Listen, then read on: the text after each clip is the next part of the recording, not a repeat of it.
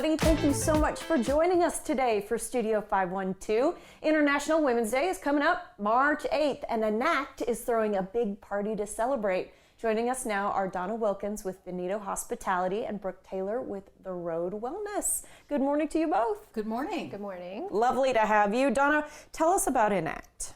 Enact is a sustainable textile brand started by Brianna Kilcullen, and the primary product is towels and washcloths that are hemp-based textiles.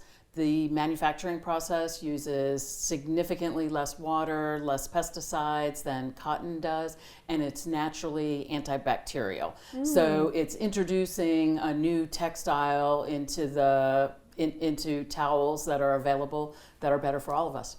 This is really fascinating. Okay, I did not know it was a textile brand, but sustainability is a word that I heard you use there, and that is so central to your brand. Absolutely, absolutely. It's really the primary focus and start for Enact. Our founder worked with a number of different product companies in the past, and really from what she saw there, that's what created the inspiration and put it together. Cool. I have to share with everybody at home. I just watched a documentary on this. Don't ask how this came up, but I learned that the plant that grows marijuana branched off from the plant that grows hemp. So Right. they're actually two totally different Totally things. different. Yeah. Right. And grown in Unfortunately, different areas people's- of the world. Yeah, people's first reaction may be more broadly, but it can be grown here within the U.S. and used for textiles. And as I say, really creates a stronger product and more sustainable to produce. And naturally antibacterial to me is such a fascinating concept. I think that's really cool. Okay, so this event you're doing for the third year in a row. Can you tell us about it? Yes, this is the ACT UP event. It's really an opportunity to bring together different women founders of various different businesses, opportunity for all of us to be able to connect to one another as well as the people who are attending the event. There'll be a total of 5 panels on beauty, wellness, hospitality, women investing in women, and sports. Oh, okay. And sports, I'm so glad that women-based, and yet we're still talking about sports. Absolutely. I love having a foot in the door. That is so cool. And actually, Brooke, if we can come over to you, would you mind telling us about your business? Because you're going to be on one of these panels. Yes, I'm on the hospitality panel for The Road and my other business, the Desert Canary, as well. So I'm an acupuncturist, and we provide a perspective through the lens of Chinese medicine on how to age gracefully and create well-being and about what I call adulting, the stressors in life. So Thank you for saying it out loud, because we're all carrying the weight Yes, of it. Yeah. But healthy aging, you took sustainability when you heard it through the Enact brand, and you were thinking about human sustainability. That's right. So how can we create vitality and a new type of resilience that you can have a baseline of calm, but be able to draw on this resilience through Chinese medicine and acupuncture. So I think we all need that rather than being in a kind of state of fight or flight, they call it, and everybody's hyper aware of all of that now. How can I get back to my zen and maintain that without having to resort to other interventions? Yeah. Because otherwise we just burn out. Yes, Yeah. and that's a quiet, gradual thing to burn out. So we're here to provide getting you that new baseline through the lens of Chinese medicine. So cool. So I think hospitality, they might have stuck you on that panel Yeah. lovingly because you're so good with clients and because hospitality is such an important part of your business. Right. Can you just talk to me a little bit about what people can expect from hearing from you and others on the panel? Right. So the cool thing about the panels being split out is mostly local women represented. So while South by Southwest is a bit of a global community, it's exciting that these panels are relying on a lot of our local women entrepreneurs supporting women. Love it. So we get to finally get together and have these conversations, meaningful conversations around how to continue to build support, community, have good communication. So think I'm that's excited wonderful. about all the panels. Oh, yeah. And we've got another cool panel to talk Right. about, because this is the one you're going to be on, is women investing in Right, women. women investing in women. It's going to have a focus on the access to capital for women, which really can make all the difference for an entrepreneur. You guys are making me continually go like, yes. Like, I'm so glad we're talking about this. Absolutely, absolutely. So talking about what the possibilities are and different ways to be able to look at that. And then, spoiler, one of the things that I'm going to talk about too, it's not just money. It's, can you open up your network to women founders? Who are the people in your network who perhaps they should be introduced to for investment or business partnerships or potential client, and putting that together. And then also being mentors to those women founders. It's so true, because once you break those glass ceilings, you want to reach back down and give a hand up to the next set of women that can come join you and keep breaking barriers. Absolutely. Yeah, it's so cool. And I have to ask about that sports panel real quickly. Are we going to hear from women who are involved in professional sport? Yeah, it's an exciting panel. So Go Ruck, we have one of the co-founders who is going to be on the panel there, and she actually created one of the Go Ruck vests that are available, that are becoming very popular now for fitness. And there's actually going to be a ruck run event in the morning. Cool. Mother Rucker is what she's calling it, but it is You open. have to be really careful the way you say I know that how to enunciate. And it's not just limited to women for the event, both for the Ruck event as well as for the panels in the afternoon. It's an event that you could bring your whole family to, and to be able to get different insights. The first 100 people at the event, there's going to be a bag giveaway, and there's a number of sustainable brands that we're partnered together with for those giveaways. Back to the sports panel, Populous, who builds sports complexes and different facilities, particularly a number that are for the exploding women's professional sports that are happening, as well as below the professional level. And they'll be on that panel together too. So cool. All right. Real quick question for you, Brooke. If someone's interested in attending any of these panels or getting into the run, they can just get in touch with you guys via Eventbrite, right? That's correct. Everything is on there, including what times to show up for different events, the timing of the panels. All ages are welcome, families, men, women. We hope everybody comes out. I think it's going to be absolutely fantastic. And I love that it's so local. Y'all, thank you so much. We really appreciate your time. Thank you. All right, for more information on the Enact International Women's Day, visit their Eventbrite page and follow along on social media at Enact Global.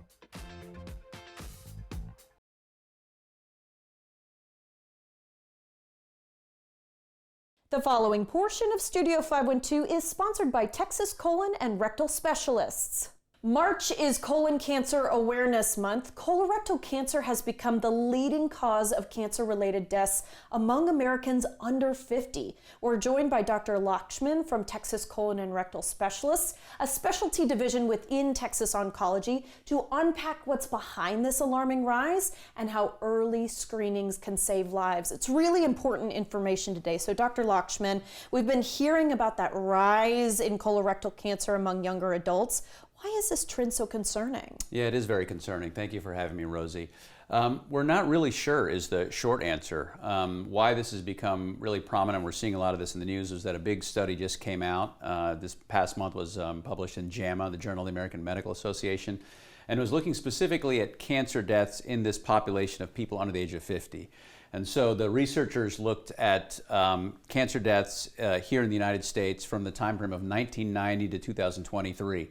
Overall, cancer deaths, the rate of cancer deaths decreased by 44% in that population of people under the age of 50, except for one, which was colorectal cancer. Wow. Okay. What are some symptoms that maybe younger adults should be aware of to say, aha, okay, maybe it's time to go in for an early screening? Sure. The first, most important thing to look for is if you're having rectal bleeding or blood in your stools, right?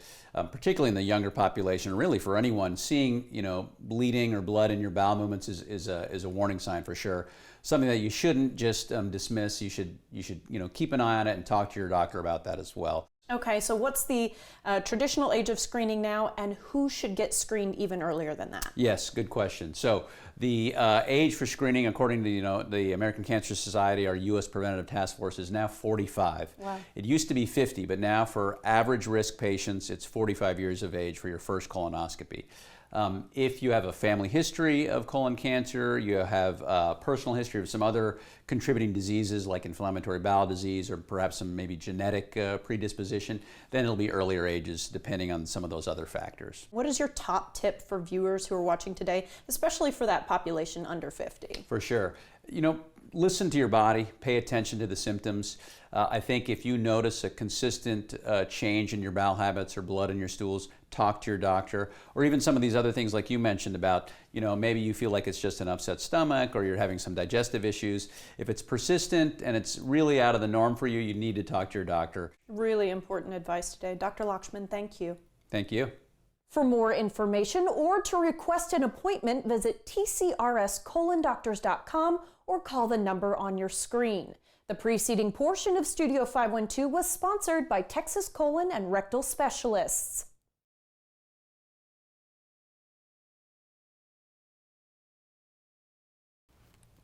Welcome back, everybody. A local Austin eatery is celebrating a big milestone. Mandola's Italian Kitchen is turning 20 years old. Here to tell us more about how they're celebrating is the owner himself, Damian Mandola, alongside maybe the next generation of Mandolas. It's his daughter, Ava. Y'all, good morning. Thank you. Buongiorno. Buongiorno.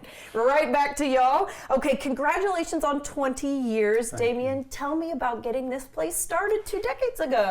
Trina and I, my wife, used to travel to New York and Italy, and we'd see all these little mom and pop delis and bakeries, and we said, why don't we do this in Austin, but put everything under one roof? So it started out as a market and a restaurant. And little by little, H-E-B got prosciutto and stuff, so we just said, let's phase that out. So now it's just a restaurant, and you come in, and Ava can tell you about a few of these dishes. And then once you eat, you can go to the dessert counter. We have homemade gelati and cookies and cakes, and we make the most wonderful cannoli. Oh, it's good. But so we held on to that side of the market. The Sicilian market. The Sicilian market. Okay, I love that. Ava can describe some of the dishes. Absolutely, and I'm going to pick her brain absolutely, 100%. But I want to make sure that we give acknowledgement where acknowledgement is due. Because first of all, 20 years ago was a pretty big year for you because Ava was how many months old? I think I was just 2 months old when we first opened. When they first opened up, absolutely incredible. So born in the same year? Yes, ma'am. Well, I was born in 2005, and then we opened 2006. Yeah. Started in 2000. I graduated high school in 2000. We're not going to Don't talk say about it. We're that. not going to talk about You it. don't have to bring it up. But now both 20 years old, which is incredible. And so, Ava, let's talk a little bit about what's on the menu. I'm seeing absolutely gorgeous and very full plates ahead of me. Very. And that's something I want to point out that's like, you guys are family style, you are feeding, and you mean it. You really want people to be happy in their tummies. Oh, yeah. I mean, that's what food's about. It brings happiness. And in the Italian culture, we all get together and we have a big family meal. So it's about family, friends. Food is comfort. It's just delicious. Yeah. And we make everything fresh in house, down to our salad dressings, everything. So, we take pride in that. That is so cool. So I'm looking over here at maybe a caprese salad? Yes, ma'am. It's a caprese salad we make, and we make our fresh mozzarella every morning in-house. Mozzarella, you do. Mozzarella! And big old basil leaves. It's absolutely gorgeous. Yes, ma'am. Okay, and then what is this dish I'm looking at That's here? our spaghetti ortolano. So it's spaghetti and just a whole bunch of different types of vegetables and a tomatoes in there, and all sauteed down, just nice, hearty, and delicious. Well, and I'm going to say this is the sort of dish I need to be ordering because there's so much nutrient value There is. in what you get there, because I can see mushrooms, I can see asparagus, I can see tomato, lots Green of really beans, wonderful yeah, things. everything. Yeah, delicious. And this looks like more of a traditional Italian It dish. is. Yeah, Ava, would you help? It is. So that's just our pecorino sauce. So just cherry tomatoes that have been slow cooked and, blistered with, they have garlic and just our spaghetti, but it's just takes a long time to cook, and all the flavors just marinate together, and it's Gorgeous. Delicious. Yeah. Okay, and the sandwich over here. It's like our caprese salad, just on bread. So Such a good a lunch. few extra carbs. Yeah, nothing wrong with that. And then let's touch on, Damien, if you wouldn't mind, kind of that Sicilian bakery portion. I can't believe you guys made a Studio 512 cookie. It's so Yes, cute. isn't that cute? And it stays here. Yes. I'm a Sicilian American. My grandparents came over, which I'm so proud of. And so some of these aren't our Sicilian heritage cookies, but the pino latte we make every Christmas. Of course, cannoli, I was raised on that. Italian flag cookies, the Italian, and the chocolate cookies we really didn't make. And just, we used to make all kind of bianca mangiati, which was a chocolate pudding. I remember my grandma waking up on the couch having a nap, and you could smell it, and Grandma was great. And the cheese, man, just great memories, And Mandola's is just so authentic, and everything is fresh, like Ava said. You walk in, it's upscale casual, so you walk in, grab a menu, see what you want. You walk up to the cashier, you order, no waiters. We'll give you a number, you put on your table. We cook your food fresh, and we bring it to you. When you're full, and you've had that Sicilian meal, then you walk over and you start perusing all the desserts. I always leave just a little bit of room. Gelati, we make the most wonderful gelati. Lots of different flavors? Lots of, and sorbetto. Gelato and sorbetto, yes ma'am. Oh, okay, lovely. Yeah. I know my husband wants to combine the two of those with coffee. Is that possible? We have espresso, we have a large selection of wine, cappuccino. We cover the whole 9 yards. Yeah. And it's fun, it's colorful. We have Italian soccer flags, and there's lots of color and friendly people. And I just want to thank the people that have come with us for 20 years. It's pretty That's cool. so sweet. So a big thank you to the community, right? That's right. Yeah. Oh, that is wonderful. Okay, to celebrate, today is the day. Today is the day. Okay, so Yeah. Ava, can you tell me a little bit about how all locations have a percentage off today? Yeah, well, it's our 20th anniversary, so we're doing 20% off everything in the store. That's amazing. All locations. So coming in for lunch, coming in for dinner, 20% off? Everything. Coming in to buy a t-shirt, coming in to buy anything, a bottle of wine, everything. Or Mandola's extra virgin olive oil. Oh, EVOO. I'm loving it. But even if you just come by for like a little cannoli, that's 20% as well. Everything in the store. Oh, so good. Okay. And then Damien, y'all are also giving out gift cards, is that right? Yes, so the managers or whomever in management has $20 gift cards, $20 gift cards. And just randomly, maybe it's a customer that's never been or a customer that comes in all the time, go up and say, here's $20. Okay. All right. So if anybody who's walking in today, give everybody a wink. Just see if you can get a $20 gift certificate in return. You never know because it's going to be random, but why not? And then the last but not least is we're going to give a pizza party wherever you want it with our mobile pizza oven, wood-fired oven. And you can find out for 20. And you can find out all the information on Instagram about this and how you enter and what have you. That is so cool. Congratulations on 20 years, y'all. you. And happy 20th. Thank you. All right, guys, lots of ways to celebrate Mandola's 20th birthday today. Find the location nearest you at mandolas.com.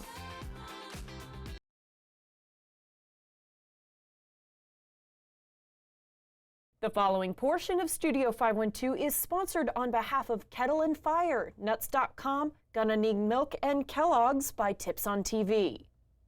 March is National Nutrition Month, and this year's theme is Discover the Power of Nutrition. Joining us today is dietitian, best-selling author, and supermom Frances Largeman Roth, who happens to be the go-to nutritionist for many network morning shows. Her latest cookbook is Everyday Snack Tray. Love the sound of that. She also shares tips and healthy recipes on Instagram, and we're happy to have her this morning. Frances, hello. Hello, Rosie. Thanks for having me.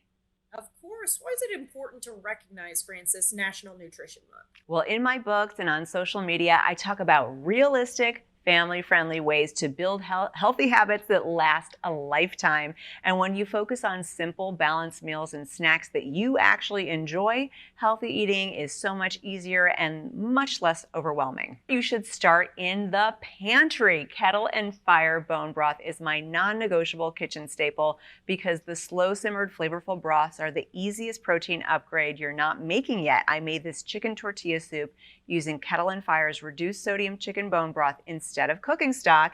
It adds a serious protein boost while keeping the recipe delicious. You get more out of every bowl without changing anything else about how you cook. And on days you don't have time to cook at all, heat it up, pour it in a mug, and sip it. It is that flavorful.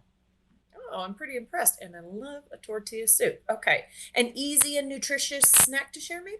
Yes, well, I'm all about snacking. As you said, I wrote an entire book on snack trays, and Nuts.com, a family-owned company, makes healthy snacking simple and satisfying with an incredible variety of high-quality, nutritious options that never sacrifice on flavor, way beyond the selection you can find in your typical grocery store.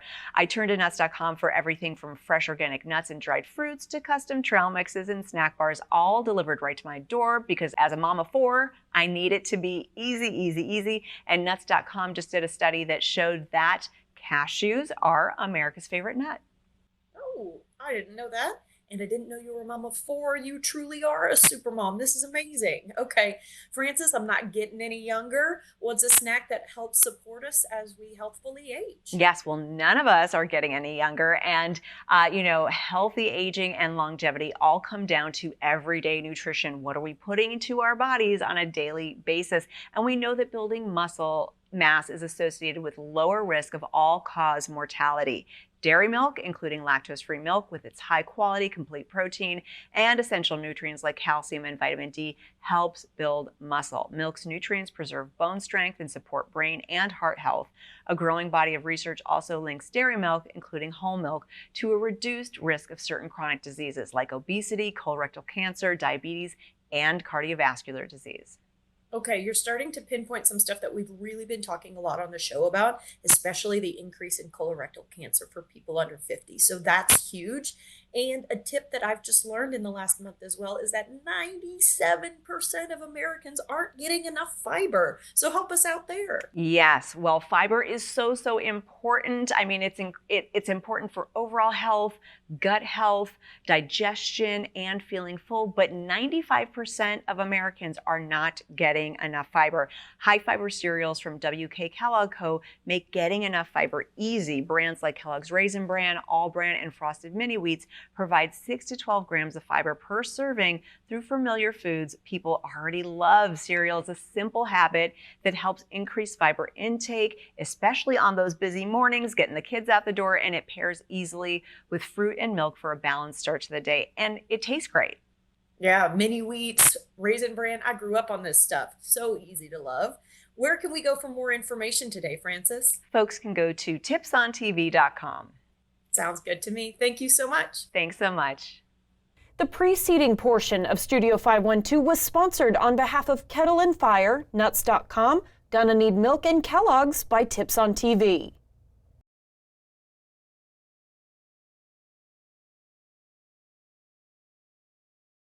The Coca-Cola Sips and Sounds Music Festival is coming up on March 13th and 14th at Auditorium Shores right here in Austin.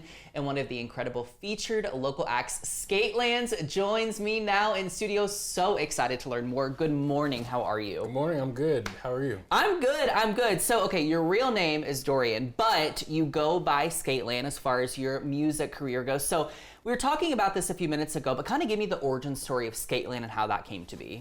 Yeah, so I've been doing music pretty much my whole life. I've played in a bunch of bands, and then when I started this project, I think I wanted it to still sound like a band, kind of. Like I wanted something that could look good, was one word and could look good on like a t-shirt or like a festival poster or something.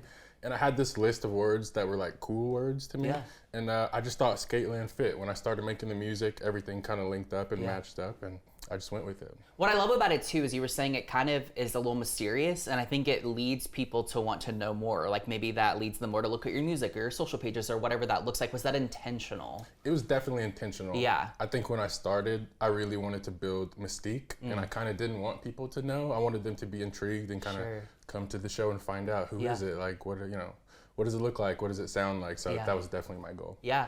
For first-time listeners or, people who maybe not heard of you before, how would you maybe describe your music style? I'd say I make like ambient, electronic, dream pop is what I kind of say. Okay. Something in kind of all of those genres. I listen to a ton of stuff, and so I kind of draw from a lot of different things, but I think that's where I sit. Yeah. Who would you say maybe some of your greatest like influences were or still are maybe? Coming up, I loved The Weeknd. Ooh. I loved like Frank Ocean, Yes. Mac DeMarco, and then a lot of that dream pop stuff like Always and Beach House, that kind of stuff. Yeah, that makes sense for kind of how you described your music Yeah, style. yeah. Then. Yeah, It's yeah. kind of a little bit of both of those worlds, I think. Yeah, I love that. Now, as I mentioned, you are locally based. So, what's it meant to you to kind of build up what you're doing right here in Austin? It's been so fun, and I think, you know, not to disparage any other city, like you hear New York this, LA this, like I've had the time of my life building this project in Austin, and I think mainly it's because Austin is a city that sort of is willing to grow with you, and maybe when you start doesn't expect you to be, you know, at your very best. Like they give you the room to kind of figure out who you are and like mold your sound, and they're very patient with you. So I've had a really good time these last couple of years, like building this project, and Austin's kind of been there hand in hand with me, so it's been cool. I feel like it's cool, and the time I've been here, I've learned from a lot of musicians, it feels like a launching pad that then you have the choice to explore other options or stay here and grow with it, like you were saying, which I think is like really special. I don't think you get that everywhere. It's true, and some people stay, some people go. Yeah. But I think you can definitely tell when someone started here. Yeah. And there are artists all the time that I look back and it's like, oh, they started in Austin, and then you listen, it's like, of course they did. Right, yeah, like it all makes sense, it all Yeah. clicks, yeah. Well, you are a part of the Sips and Sounds Festival lineup, night one. So what can we expect from your performance? Anything you've got planned for it that's kind of special, and how excited are you for it? I mean, first of all, I'm so excited Yeah. to be playing. It's like one of those things that you have in the back of your mind when you're doing all this. It's what you work towards. So it's nice to have that on the table. And with that, I think we're going to play a bunch of new songs, which I'm really excited about. I've got a new lineup, like a new band, so that's going to be cool. So if you've been to a Skateland show before, it's going to be different, but I do think you're going to enjoy it. Yeah. Does the pressure change or evolve for you having to prep for a festival type stage, given that it's maybe a different kind of setting or scenario? I think it does because, you know, at a festival, people aren't necessarily coming just to see you. Sure. You can kind of just be there. So when it's your show, like people are coming, they know the songs, like they know your banter, they know how the show kind of goes. Yeah. And at a festival, I feel like you're kind of trying to win people over, but then also satisfy the people who do kind of know you and like you. So that'll be a challenge, but I'm looking forward to it. Yeah, well, and a great way to gain new fans, right? Yeah. Yeah, new listeners. Okay, so obviously you've got this in just a few weeks, but I know you're always scheming something. So what else do you have in store for this year that you can tell us? Well, I'm working on a new project. I guess this is like me soft launching. That's gonna exclusive. that's gonna come out. I've been working really hard on it since like December, and so we're gonna play a bunch of those new songs. I'm gonna start rolling that out here next month, actually. Yeah. So that's what's on the table immediately for me. I know this is kind of a loaded question for a lot of people, but let's say 5 years from now, where do you hope this kind of all takes you? Where do you hope you are musically? I think it'd be great, you know, to come back and chat with you in 5 years There you for go. like a Moody amphitheater show or Come something on, like yeah. that. You know, that's what you're always kind of working towards. So Yeah. more shows, more festivals, building the fan base, putting out great music, and being a decent human being along the way. Yeah, hey, that always helps. Yeah. Yeah, I love that. Just continuing to grow. How can people keep up with you and your music? Spotify, Instagram, that's where, you know, I kind of live. YouTube, we're going to roll out a couple more All right. music videos and more BTS kind of stuff this year. So you can check in there too. I love it. All the normal platforms. Well, Skateland, thank you so much for joining us.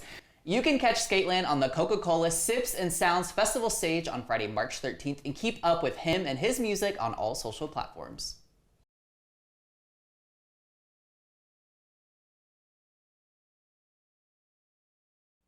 True crime fans, this one's for you. Hulu's brand new docuseries, Friends Like These, The Murder of Skylar Neese, is coming soon. And joining me now are former FBI agent Rob Ambrosini and director Claire Titley. Good morning. How are you both? Good, thank you. Good, thanks. This is a really fascinating case in some of the research I was doing, but for people that are watching and are unfamiliar, can you provide a little bit of insight into what exactly this case is? This is the case of Skylar Neese, who she was a 16-year-old who disappeared from her home in Morgantown, West Virginia in 2012. But it's, I mean, for me, it's really a series about the kind of intensity of kind of teenage friendships and how devastating it can be, I think, when those friendships start to break down. You know, it's interesting you say teenage friendships because I know that social media had a really big impact on this. And as a society, we're seeing how much social media can really amplify situations like this. The current case with Nancy Guthrie, I think, is a great example. So How true was that for this with Skylar Neese as well? I think it was, immensely true. This was an era, 2012, that was quite unique, like kind of quite a unique era, moment in time when this is the first generation to kind of like really experiment with social media, and they were putting their entire lives out there. There was no precedent for them. There was no kind of hindsight that we have now. And at the same time, they were putting everything out there. The adults in their world really had no idea that this kind of existed. And it was, so you had all this, these feelings, these emotions, this evidence almost that was out there, but it was kind of hiding in plain sight. So things could escalate very, very, very quickly. And while they were there for all of that generation to see, the adults around them were relatively blind to it for quite a long time. Yeah. Rob, I'm curious with you, within your investigative work and with just kind of what you've done in your career, how has the rise of the digital age impacted what you do? Because even now, we see with like TikTok specifically, people think they're investigators online and they throw out their conspiracies, which is, I think, really throws everything in a tailspin. So how has that affected what you all do? Well, just looking at this case in particular, as Clara was mentioning, right, this is kind of the dawn of the social media age where you have these younger folks kind of, describing their whole life as a digital diary. They're just kind of pouring out. And sometimes you don't have the benefit of the fully developed frontal lobe, as it were, right, where you can filter some of these things. What should I put out there? What shouldn't I put out there, right? Fast forward to today, now we have a digital age where we have so many more applications. And unfortunately, there's a lot of opportunity for people who want to cause harm to younger individuals to now prey upon them on social media. And specifically, I'm talking about like nihilistic violent offenders, sadistic violent offenders, 764 groups, Harm Nation, places like that really try to encourage younger folks to engage in self-harm and send child pornographic pictures. So there is a big risk out there now, out there in the digital landscape. And, there's a lot of, offices, every field office in the FBI has task forces that are kind of working on that. But yeah, it's changed the way that we do cases. I'm curious with that too. Do you feel there's any way in which maybe the social media of it all has positively impacted what you all do? Because I do feel like, in some ways there is good to it potentially. Oh, no, sure. I think there's always kind of like this duality of it, right? You have a lot more connection. People can support each other digitally. We saw that through, of course, through COVID. People can, if they want to send in tips, they can kind of capture what they're seeing online and helping us. So yeah, I think it's responsible use, right? It's like anything, right? You want to use this tool that has emerged out there in a very responsible way. And I think we're still kind of growing through that and evolving with that. Yeah, you both have very different kind of perspectives or lenses on this case. What's something that maybe has shocked the both of you? I'm shocked. I think I was quite shocked.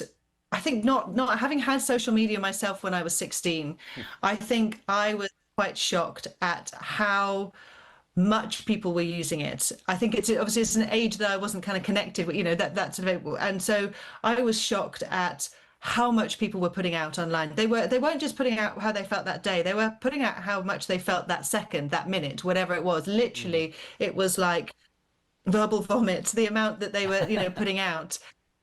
And like diaries, I think they were almost like diaries. And because they didn't have this awareness, this hindsight of the fact that it was out there forever, they behaved on social media in a very, very different way to the way in which 16-year-olds today behave on social media. And that was something I think when I first started digging into it all kind of shocked me quite a bit. Yeah, Rob, what would you say? I think just from working on the case, ultimately, when we found out the truth, it was really kind of taking a step back. And, at the time, of course, I have 3 boys, my wife and I have 3 boys, and you're taking a step back and you're like, my goodness, this crime is horrific that these teens had done, and the thought that went into it, right? And why did they make this decision, and not go for other options? If you don't want to be a friend with someone, just stop being friends with them. And I think that always stayed with me, and it still has to this day. Yeah, there's a relatability piece there, right? It's like we apply these cases to what we know, which is kind of daunting in some ways. Now, in closing here, you all, in what ways do you hope that viewers are impacted by this docuseries? I hope that people come away from this kind of reflecting on their own kind of social media use. I think kind of like on what their kids are doing. I hope that they kind of also remember what it's like to be that age, and how your brain is incredibly different, and the lens which you see the world is very different indeed. But I also hope that they come away feeling like they know Skylar. She would have turned 30 just a couple of weeks ago, and so that's kind of quite a poignant milestone, I think. And I hope that through the way in which we've constructed and made this series, I hope that people feel that they know who she was and they remember her as she was. Okay, well, I think that's a great way to close this. Thank you all both so much for your insight. Friends Like These, The Murder of Skylar Neese, coming to Hulu on March 6th. Thank you both.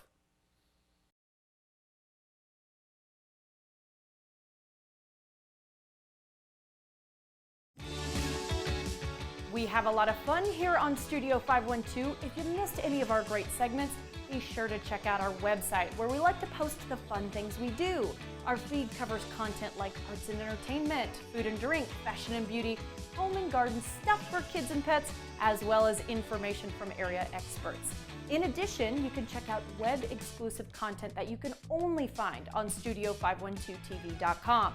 We also love to post behind-the-scenes funny moments, outfit inspirations, and more on social media. Find us by searching for Studio 512 on your favorite platform. You don't want to miss a single post. Be sure to follow us, check out our website, and watch us every weekday at 11 a.m. right here on CW Austin.